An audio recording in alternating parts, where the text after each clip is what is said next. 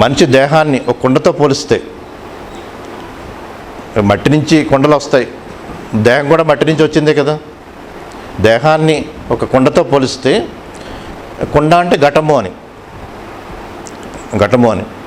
ఘటంలో ఘటమంతా లోపల ఖాళీగా ఉందనుకోండి, ఘటంలో ఆకాశం ఉంటుంది కదా. ఘటంలో ఆకాశాన్ని ఘటాకాశము అంటారు.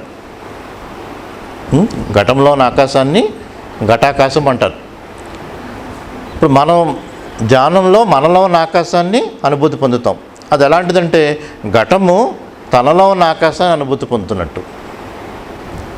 ఘటము తనలో ఉన్న ఆకాశాన్ని అనుభూతి పొందుతున్నట్టుగా మనలో ఉన్న ఆకాశాన్ని అనుభూతి పొందుతాం. ఘటంలో ఉన్న ఆకాశం ఘటాకాశం, ఘటం బయట ఉన్న ఆకాశం మహాకాశం.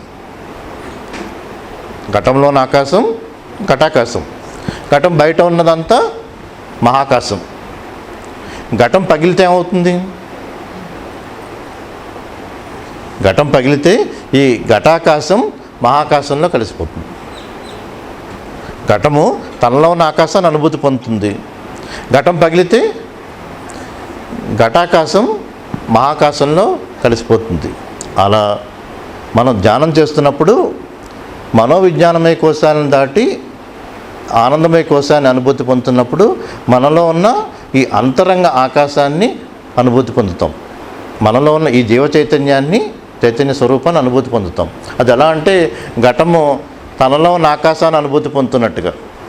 కానీ ఎప్పుడైతే నేను ధ్యానం చేస్తున్నానన్న భావన పూర్తిగా పోయిందో, ఎక్కడ దేహ భావన మనసు భావన పూర్తిగా, మనకి దేహ భావన మనసు భావన లేకుండా ఇక నేను అన్న భావన కూడా ఎప్పుడైతే పూర్తిగా పోయిందో, నేను ధ్యానం చేస్తున్నాను, నేను దీన్ని అనుభూతి పొందుతున్నాను, ఈ భావన కోల్పోయినప్పుడు అదే ఘటం పగలటం అంటే.